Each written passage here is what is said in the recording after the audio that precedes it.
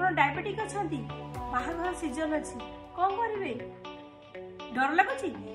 Insulin अधिका नवाक पड़ो sugar काले बढ़ी डरतुनि किछिटा टिप्स अच्छी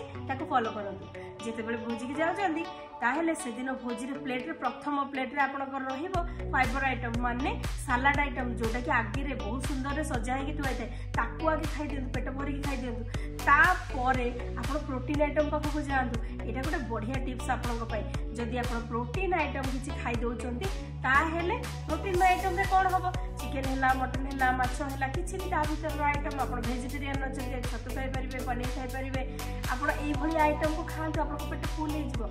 आपण को क्रेविंग हबनी कार्बोहाइड्रेट को नबाकू मीठा को नबाकू ताहेले आपण जते लास्ट रे कार्बोहाइड्रेट मीठा खाउछन ताहेले आपण कम खाई परिबे आपणकर इंसुलिन स्पाइक होबार टेंशन भी नथिबो सखाळु उठले सुगर लेवल भी नॉर्मल रहबो थैंक यू।